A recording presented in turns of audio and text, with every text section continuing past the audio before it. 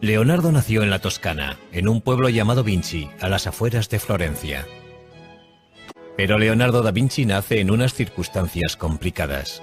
Es hijo ilegítimo de Caterina, hija de un campesino empobrecido, y Ser Piero, maduro y respetado notario perteneciente a una respetada familia. Los padres biológicos de Leonardo no se casan entre ellos, pero sí por separado, presumiblemente con gente de su propia clase. Caterina pronto tiene 5 hijos más con su marido. Leonardo crece con su padre, Ser Piero, y con sus madrastras. De haber sido hijo legítimo, Leonardo hubiera heredado tanto las tierras como la profesión de su padre. Pero como es ilegítimo, no recibirá nada.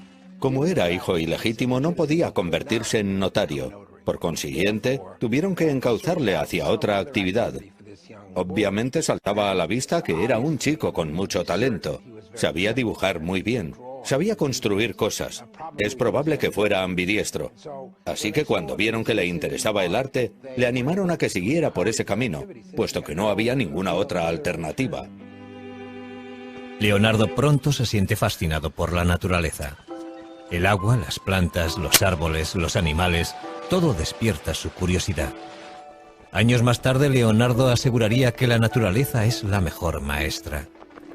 Es más noble imitar las cosas de la naturaleza, que son de hecho imágenes reales, que imitar lo que se dice con palabras, porque las palabras son obra del hombre.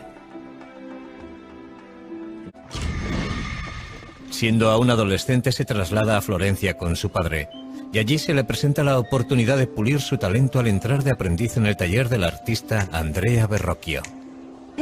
Parece que su padre reconoció el talento del joven desde un principio y le hizo ingresar en el taller de Andrea Verrocchio, un lugar inmejorable para crecer como artista. El taller de Verrocchio es una verdadera universidad de arte. El joven Leonardo aprende a dibujar, a pintar, a trabajar el bronce, a crear muebles y a diseñar banderolas para los desfiles. Habilidades todas necesarias para convertirse en artista profesional. Lo que no es explicable es la chispa del genio. ¿Cómo sucedió? No creo que lo sepamos. Son las familias ricas y poderosas de Florencia las que encargan las obras de arte que produce el taller de Verrocchio, sobre todo la familia más importante de la ciudad, los Medici. Siempre desempeñaron un papel principal, encargando ellos mismos las propias obras o facilitando la creación de este ambiente de aprendizaje y orquestando los encargos de obras de arte en colaboración con sus amigos. Leonardo puede ver muchos proyectos excepcionales en el taller de Verrocchio. Una de las cosas más interesantes que hizo, o que al menos observó, fue la colocación de una bola dorada en la cúpula de la Catedral de Florencia. Tenía 5 metros de diámetro y fue un verdadero desafío tecnológico. La bola, 2 toneladas de cobre dorado. Verrocchio crea el mecanismo que la colocará en el sitio elegido, en lo más alto del Duomo. Este logro de la ingeniería causa un gran efecto en el joven Leonardo.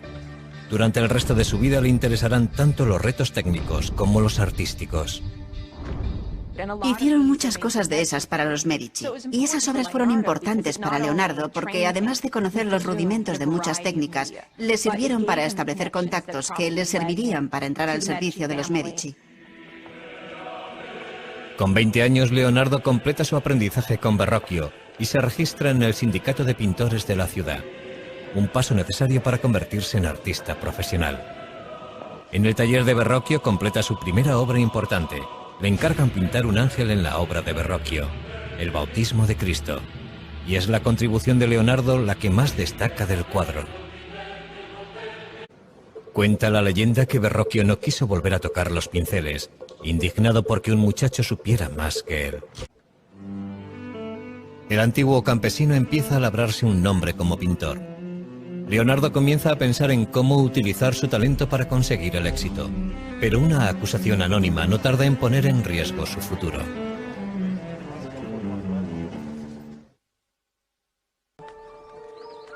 Leonardo da Vinci tiene ahora 24 años y ya ha pasado de ser considerado el hijo ilegítimo de un notario a convertirse en un artista legítimo. Es un prometedor artista florentino a la altura de Botticelli, Ghirlandaio y Rafael. Leonardo ya ha terminado varios cuadros notables, entre ellos la Anunciación y el retrato de Ginebra da Vinci. Ha aprendido mucho en el taller de Andrea Verrocchio. Sus ideas y su técnica están evolucionando, pero la competencia es feroz. Existió una gran competencia entre pintores en la Florencia de 1470 y 1480. Sin embargo, Leonardo cobró ventaja porque ya había tenido contactos con los Medici. Leonardo demostraría tener un talento especial para cultivar esos contactos, algo que le resultaría muy beneficioso a lo largo de su vida. También empieza a anotar por escrito su explosión de ideas en varios cuadernos. Leonardo escribía todas las ideas que se le ocurrían, todo lo que leía o escuchaba en las calles cuando estaba con sus amigos. A veces resulta bastante difícil saber si lo que escribe son ideas suyas o citas que está transcribiendo. En la actualidad, los legendarios cuadernos de Leonardo están reunidos en lo que se conoce como sus códices. Al final de su vida habrá escrito 20 volúmenes, cada uno de ellos con cientos de páginas. Un detalle sorprendente de los cuadernos es la extraña letra de Leonardo. Casi todas las palabras están escritas al revés, de derecha a izquierda.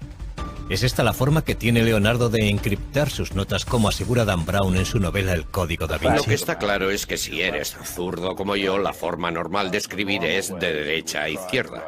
Uno no empuja la pluma, la sostiene. Y es perfectamente posible que adoptara esa costumbre porque nunca tuvo un estricto profesor de primaria encima de él diciéndole cómo tenía que escribir. Si así fuera, sería un código muy pobre. Su escritura resulta bastante legible si utilizamos un espejo. Yo pienso que fue un hábito que adoptó porque le resultaba más fácil escribir así. Los cuadernos no son su diario. Por eso sabemos muy poco sobre relaciones personales, aparte de lo que podemos intuir gracias a otras pruebas periféricas. Uno de los asuntos que continúa en la oscuridad es la sexualidad de Leonardo. Lo que sí sabemos es que la policía secreta de Florencia detiene a Leonardo cuando éste tiene 24 años. Alguien le ha acusado anónimamente de practicar la sodomía con un joven de 17 años. Es imposible saber si la acusación era cierta o no, pero Leonardo se siente humillado y en peligro. El castigo por la sodomía oscila entre una simple multa y la pena capital. 2 meses después, Leonardo es juzgado. Pero no se presenta ninguna prueba contra él, ni se presenta ningún testigo, y los cargos son retirados tan pronto como aparecieron. Pero Leonardo ha pasado verdadero miedo. Eso nos indica que desde muy temprano se creyó que Leonardo era homosexual. Es muy posible que mantuviera algún tipo de relación con hombres. Pero es probable que en el contexto de un taller artístico del siglo XV, eso fuera algo no tan infrecuente. Sin embargo, parece que en sus escritos, Leonardo desdeña el sexo en general. El acto de la cópula y los órganos que intervienen en él son tan feos que si no fuera por las caras y los adornos de los actores y los impulsos que les mueven, la raza humana desaparecería. A medida que fue madurando, se desinteresó por completo del sexo. Estaba totalmente concentrado en su misión como artista y científico. Estaba por encima del sexo. Leonardo abre su propio estudio en Florencia en cuanto retiran la acusación. Pero la violencia no tarda en adueñarse de la gran ciudad renacentista.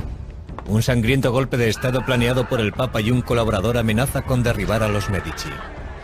Cuando el golpe fracasa, el Papa ordena al ejército de Nápoles tomar Florencia por las armas. Como para el resto de florentinos, la guerra es ahora una prioridad para Leonardo. Y empieza a diseñar escaleras y otros artefactos para defender y escalar las murallas de la ciudad. Leonardo empieza a trabajar en un nuevo campo, la ingeniería militar, algo que le fascinará durante toda la vida. Justo cuando parece que toda esperanza está perdida, la diplomacia de los Medici funciona. Florencia está salvada. Leonardo vuelve a tomar los pinceles y en 1480 empieza a pintar San Jerónimo. En el cuadro captura al angustiado santo golpeándose el pecho con una piedra en el desierto. En la actualidad este cuadro está colgado en el Vaticano inacabado, como muchas otras de sus pinturas. Y sin embargo, la precisión de Leonardo a la hora de dibujar la anatomía humana hace que el dolor de San Jerónimo cobre vida ante nuestros ojos. Leonardo tiene casi 30 años cuando Lorenzo de Medici envía a los mejores pintores de Florencia al Vaticano para decorar la nueva Capilla Sistina. Esta colaboración forma parte de la nueva tregua firmada por los Medici y el Papa. Fueron elegidos muchos importantes pintores florentinos, pero no Leonardo. Es posible que se sintiera frustrado y que pensara que su talento no era reconocido. Pero Leonardo recibe un pequeño encargo que le mantiene ocupado. Un monasterio de las afueras de Florencia le contrata para pintar un retablo. El tema, la adoración de los magos. Leonardo tuvo que estar desesperado para firmar el contrato de este proyecto. Además de tener que pagarse él mismo los materiales, el contrato establecía que si no lo terminaba antes de 30 meses no le pagarían absolutamente nada. La composición de la obra es tremendamente ambiciosa, pero Leonardo supera todas las dificultades y el resultado final es impresionante. Es una revolución artística. Uno percibe que Leonardo está inventando un nuevo arte. Es probable que fuera demasiado nuevo incluso para él, y que por eso lo dejara sin terminar. Y sin embargo, es posiblemente la primera pintura realmente moderna de la historia. La estructura triangular del grupo que está en primer plano se convierte en un principio indiscutible del arte del Renacimiento. También destaca su énfasis en la diversidad. El viejo, el joven, el calvo, el barbado. Y la idea que anota más tarde en sus cuadernos de que hay que pintar la figura humana de los huesos hacia afuera. Si nos fijamos en la parte derecha de la pintura, vemos a un hombre anciano, pero uno juraría que es una calavera. En uno de los extremos del retablo vemos a un joven con la cabeza vuelta hacia el exterior. Se cree que es un autorretrato de un Leonardo de 29 años. Leonardo dedica muchísimo tiempo al retablo y sin embargo no consigue terminar la adoración de los magos. Con la esperanza de olvidar las dificultades de Florencia, Leonardo da Vinci decide trasladarse a Milán. Milán es la más septentrional de las ciudades-estado italianas y por consiguiente vulnerable a invasores extranjeros. A diferencia de Florencia, Milán es un centro de producción de armas y de tecnología militar. Leonardo confía en que aquí se le presenten nuevas oportunidades. Pero antes debe entablar relaciones con el hombre más poderoso de Milán, el duque Ludovico Sforza, el Moro. Leonardo llegó a Milán con poco más de 30 años. Abandonó Florencia porque se sentía bastante infeliz allí, pero también porque se entera de que Ludovico el Moro quería construir una gran estatua para honrar la memoria de su padre. Leonardo le escribe una atrevida carta al duque ofreciéndole sus servicios, no solo como pintor, sino como ingeniero militar. Haciendo gala de un descaro increíble, Leonardo asegura que es capaz de hacerlo todo. Principalmente el duque necesitaba fabricar pertrechos militares, armas ofensivas y defensivas. Y Leonardo le dice que él es el hombre que necesita. Y lo que resulta muy interesante es que en medio de la carta empieza a hablar en futuro. Y le deja caer que todavía no ha hecho nada de lo que dice que puede hacer. Pero eso nos demuestra que Leonardo sabía cómo promocionarse. Y al final de la carta le dice, por cierto, también puedo crear arte. Puedo hacer el monumento ecuestre en recuerdo de vuestro padre. En su carta, Leonardo propone diseños de fortalezas y técnicas para la fabricación de cañones y máquinas para sitiar ciudades. Uno de sus conceptos se adelanta cientos de años a su tiempo. Inspirado en el caparazón de las tortugas, Leonardo diseña el antecedente del tanque moderno. Su exterior está hecho con planchas de metal inclinadas para desviar el fuego enemigo. Unas pequeñas troneras permiten a los hombres que están dentro abrir fuego a su vez. La verdadera innovación es su forma de moverse. Un sistema de manivelas y poleas giradas por hombres o caballos pone en funcionamiento sus 4 ruedas. Pero si el tanque hubiera sido construido tal y como estaba diseñado, las ruedas habrían girado en direcciones opuestas y el tanque no se habría movido de su sitio. ¿Un error de aficionado cometido por Leonardo? ¿O un error intencionado para impedir que otros le robaran la idea? Nunca lo sabremos. Entre el resto de sus diseños militares destacan salvajes máquinas de muerte pensadas para diezmar las filas enemigas. Pero no son armas prácticas, sino armas de terror. El duque se fija en Leonardo, pero su primer encargo oficial no es un contrato de defensa. Ludovico Sforza quiere que Leonardo haga un retrato de su amante, Cecilia Gallerani. No era eso a lo que había ido Leonardo a Milán, pero la proximidad al poder suele acabar dando sus frutos. El cuadro de Leonardo captura la luminosa belleza de la joven amante del duque. El armiño que lleva en brazos es un chiste visual de Leonardo basado en el apellido de Cecilia, que suena como la palabra griega para designar al armiño. Pero la testarudez de Leonardo frustra a otros clientes.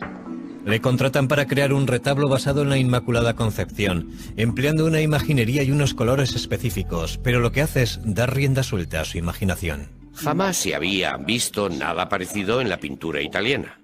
Nos encontramos con una pintura extraña, con un esquema compositivo triangular.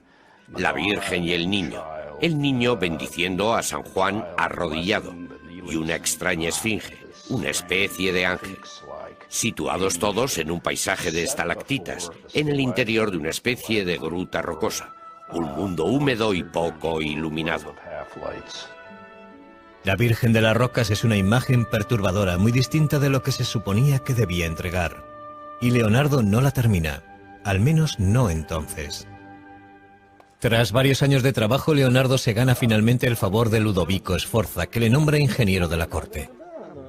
Es responsable de prácticamente todo, desde diseñar las tuberías del palacio, a crear los trajes para los espectáculos que se celebran en la corte. Incluso diseña un plan para fabricar un escenario giratorio. Leonardo fue muy feliz en Milán. Ludovico el Moro le permitió hacer casi todo lo que quería. La suya fue una posición muy cómoda. El castillo del duque es ya una fortaleza prácticamente inexpugnable, pero Leonardo crea diseños para reforzarlo.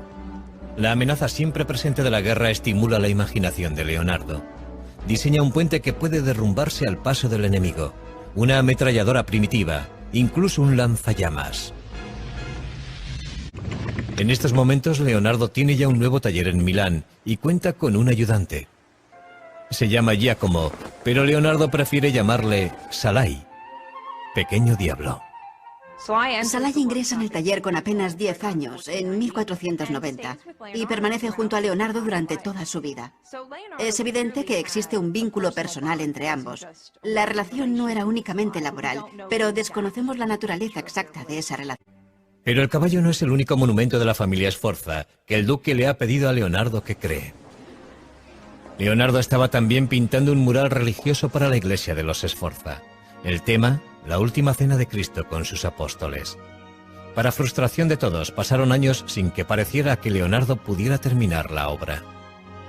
Ludovico Sforza le encargó esta obra cuando estaba decorando el monasterio de Santa María delle Grazie, probablemente como preparación para hacer un monumento funerario para él mismo. Por eso le encargó la última cena, una pintura mural para el refectorio, y en la pared opuesta iba a ir la crucifixión, con retratos de él y de su familia. Leonardo crea una composición revolucionaria para decorar la modesta pared de un monasterio. El genio de Leonardo se revela al preguntarse cómo capturo ese momento tan importante en el que Cristo dice: de verdad os digo que uno de vosotros me traicionará. Y ahí se desata un infierno psicológico.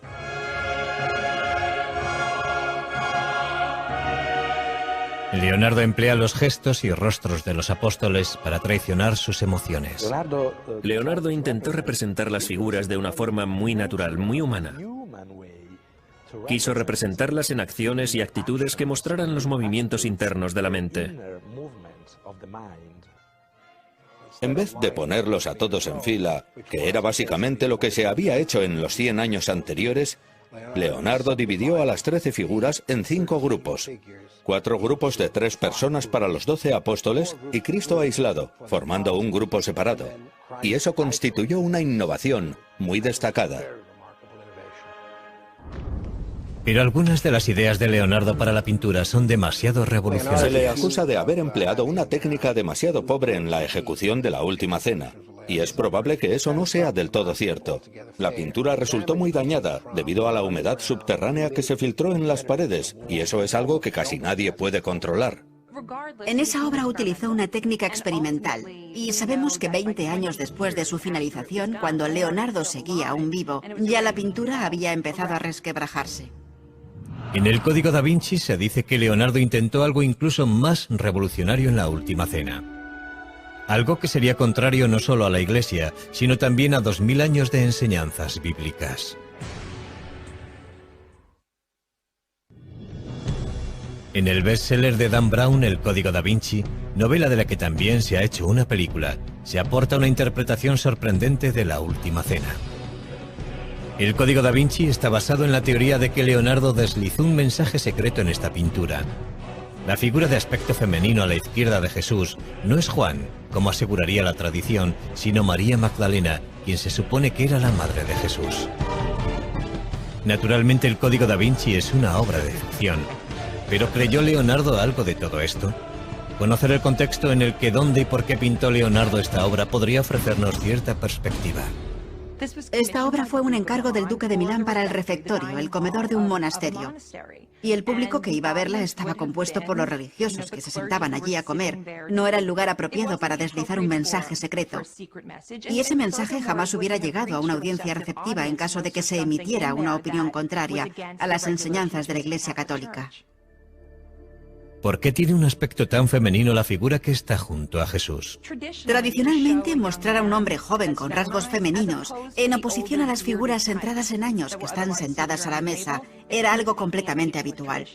Y si a eso añadimos que es muy poco lo que puede verse en esa pared, como para establecer si ese personaje tiene una figura femenina o un rostro femenino, el resultado es que disponemos de muy pocas pruebas para emitir una opinión. Y esa es la tragedia definitiva de la Última Cena, porque debido al deteriorado estado en que nos ha llegado es muy poco lo que ha sobrevivido de la obra de arte original. Ha sufrido 8 restauraciones documentadas, es posible que más. En la actualidad no sabemos qué partes de la pintura pertenecen realmente al pincel de Leonardo. Lo que tenemos que hacer es distanciarnos de la obra y decir que lo que de verdad queda de Leonardo es la composición.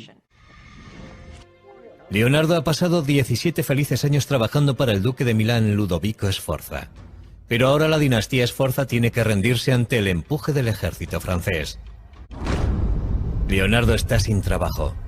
Con 47 años sale de Milán junto a Salai, su aprendiz, abandonando sus principales obras. Debe buscarse un nuevo mecenas y una nueva casa. Le ofrece varias ideas al duque de Venecia, entre ellas un traje de buzo y un sistema de respiración para la guerra submarina. Como muchas otras veces, Leonardo se ha adelantado cientos de años a su tiempo. Pero es otro concepto el que de verdad le fascina, encontrar la forma de hacer volar al hombre. Dedica horas a observar a los pájaros en un intento de descifrar las claves de su vuelo. Diseña inventos que imitan el vuelo de las aves, y puede que llegara a atar alas a sus ayudantes para que intentaran volar. Pero descubrir la forma de volar es el mayor reto al que se enfrenta Leonardo. Uno de sus diseños de avión más famosos es el tornillo aéreo, también conocido como el helicóptero de Leonardo. Tenía más de 4,5 metros de ancho y 4 hombres hacían girar unas manivelas para crear la fuerza propulsora. Su enorme peso garantizaba la imposibilidad de que funcionara, pero sirvió para hacerle pensar a Leonardo. Posteriormente experimentó con un ala articulada. El resultado es un diseño conocido como el ornicóptero de Leonardo, que bate las alas para conseguir volar. Empieza pensando que quizá podamos batir las alas, y llega a la conclusión de que eso no es posible. Pero a principios del siglo XVI los servicios de Leonardo como pintor de retratos están muy solicitados entre la nobleza italiana.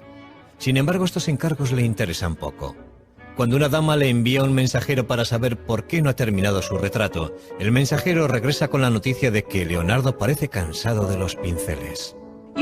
Uno pensaría que la gente que quería contratar a Leonardo, sus clientes y sus mecenas, vería con desagrado el hecho de que dejara tantos encargos inacabados y tantas obras incompletas. Y sin embargo, el trabajo de Leonardo como retratista siempre estuvo muy cotizado. Leonardo regresa finalmente a Florencia, la ciudad de su juventud, para volver a empezar. Pero por muy famoso que sea, otro artista más joven se ha convertido en el favorito de la ciudad, Miguel Ángel Buonarroti. Solo tiene 28 años, pero su talento es extraordinario. Es un momento maravilloso para la historia de Florencia que esos dos genios estén en la misma ciudad en la misma época. Pero entre ellos existió rivalidad. Eran muy diferentes el uno del otro. Leonardo era un cortesano, un hombre apuesto que se desenvolvía bien en cualquier situación. Miguel Ángel era un hombre solitario, un hombre ya bastante amargado. Un día sus diferencias estallan en las calles de Florencia. Leonardo tenía casi 25 años más que Miguel Ángel y debió de pensar que estaba por encima de tal rivalidad. Su resentimiento aumenta. En el verano, Leonardo regresa a Florencia y vuelve a tomar los pinceles. Empieza un retrato menor que acabará convirtiéndose en el cuadro más celebrado de la historia del arte. Se ha dicho que la Mona Lisa tenía ictericia, que era una mujer embarazada, que era un hombre disfrazado de mujer. Pero lo cierto es que la Mona Lisa es una gran pintura. Según el relato de un biógrafo, la Mona Lisa sería el retrato de Lisa Gioconda, la esposa de un mercader. Pero eso es algo que no es seguro. Para Leonardo, la Mona Lisa fue siempre una obra en evolución, su intento de alcanzar la perfección. Leonardo nunca entregó el retrato a la persona que se lo encargó y lo conservó hasta el fin de sus días. En la actualidad, el cuadro se expone en el Museo del Louvre, en París, protegido por un cristal antibalas. Es un tesoro nacional que no tiene precio. El cuadro no siempre estuvo tan bien vigilado, pero el robo de la apreciada pintura de Leonardo en 1911 lo cambió todo.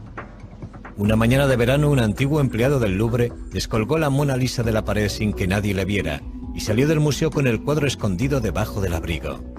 ¿Su motivo? Creía que el cuadro debía ser devuelto a Italia. A pesar de una búsqueda desesperada, el cuadro permaneció en paradero desconocido durante más de 2 años, hasta que el ladrón se ofreció a devolverlo a Italia a cambio de dinero. En 1913 fue detenido en Florencia. La Mona Lisa estaba cuidadosamente escondida en el falso fondo de su maleta, en perfecto estado. Curiosamente, el robo y la recuperación de la Mona Lisa solo consiguieron aumentar la fama del cuadro. Poco después de que Leonardo empezara la Mona Lisa en Florencia, le contratan para pintar un fresco en la gran sala del Consejo de la ciudad. Es con diferencia el proyecto más grande en el que se ha embarcado Leonardo en su vida. Creo que fue un encargo muy importante para Leonardo, pero también fue un proyecto muy arriesgado para él, porque hubiera exigido de un artista que pintara al fresco, y en última instancia no sería eso lo que haría Leonardo. El tema de la pintura es la victoria florentina sobre Milán en la batalla de Anghiari. Conocemos la composición que hizo Leonardo a partir de algunos de los bocetos que se conservan. Pero tras trabajar durante 3 años en el proyecto, Leonardo lo dejó inacabado. No sabemos lo que ocurrió con exactitud. Sabemos que la pintura no se adhirió a la pared y que intentó utilizar una técnica experimental. O puede que el motivo por el que no lo terminara tuviera algo que ver con el artista a quien se le encargó el fresco que ocuparía la pared opuesta, el principal rival de Leonardo, Miguel Ángel. Leonardo acaricia la idea de volver a abandonar Florencia, pero no antes de empezar un nuevo campo de estudio. Parece ser que al Papa no le gustaba que Leonardo se dedicara a hacer disecciones. Era ilegal y, sin embargo, lo hacía.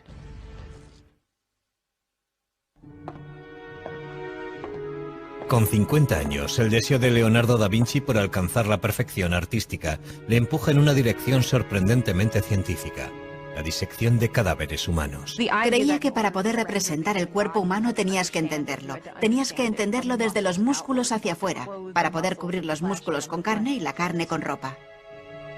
Leonardo nunca fue un hombre religioso y no tiene reparo en sajar la carne muerta para poder dibujar de forma sistemática todos los detalles del cuerpo humano. Finalmente, la curiosidad le empuja al lecho de muerte de un hombre de 100 años. Leonardo espera pacientemente a que muera el hombre para poder investigar la causa de su muerte. El resultado de su autopsia es el primer caso documentado de arteriosclerosis de la historia, endurecimiento de las arterias. Leonardo llega a esta conclusión tras comparar el sistema circulatorio del viejo con el de un niño. Sus estudios anatómicos son sorprendentemente precisos. Pero lo que para Leonardo es ciencia, para otros resulta macabro. Conseguir cadáveres es un problema constante. Años más tarde, las autoridades de la Iglesia se enteran de estas autopsias y creen que ha ido demasiado lejos. El Papa pone fin a sus disecciones de una vez por todas. Finalmente, una pintura del pasado de Leonardo le lleva de nuevo a Milán. Después de más de 20 años le piden que vuelva para terminar La Virgen de las Rocas y supervisar la realización de una copia. ¿Cuál es el original y cuál es la copia? La versión del Louvre es la primera y se ajusta más al último estilo florentino de Leonardo. Probablemente el cuadro que termina colgado en Milán es la copia. Se pintó alrededor del año 1508 y está expuesto en la National Gallery de Londres. A pesar de su reputación como pintor, a medida que Leonardo envejece, su verdadero legado son sus cuadernos, Toda una vida de exploración científica y artística, capturada en miles de hojas de frágil papel. Entre esas páginas se encuentra esta imagen, que se cree que es un autorretrato de un Leonardo ya anciano. Leonardo ha superado ampliamente los 60 años y está cansado. Ha experimentado un cambio tremendo. Por eso, cuando el rey de Francia, gran admirador y coleccionista de la obra de Leonardo, le invita a él y a sus 2 ayudantes a viajar a su corte, Leonardo no deja pasar la oportunidad. El rey está encantado de tener a una mente tan brillante bajo su techo. Era frecuente que el rey llamara a su puerta a cualquier hora del día o de la noche para preguntarle algo. Y Leonardo estaba encantado porque, de hecho, aquel era el sueño de su vida. Lo triste es que para entonces, Leonardo era ya demasiado viejo como para crear algo. Poco después de llegar a Francia, Leonardo sufre un ataque de apoplejía que le paraliza el brazo derecho y le deja la mano izquierda temblorosa. Sin embargo, gracias a la generosidad del rey, Leonardo tiene pocas obligaciones. Salai, el aprendiz que le acompaña desde los 10 años, y Melzi, un estudiante más joven y leal acompañante, permanecen a su lado hasta el final. Pocos días después de cumplir 67 años, Leonardo llama a un notario para hacer testamento. Se ha dicho que Leonardo murió en brazos del rey Francisco I. Sea eso cierto o no, está claro que los franceses le adoraban. Igual que un día bien empleado procura un sueño feliz, una vida bien empleada procura una muerte feliz. Tras la muerte de Leonardo, las pinturas y cuadernos que obraban en su poder, incluida la Mona Lisa, pasaron a manos de sus ayudantes. Con el transcurso de los siglos acabarían engrosando distintas colecciones de arte de todo el mundo.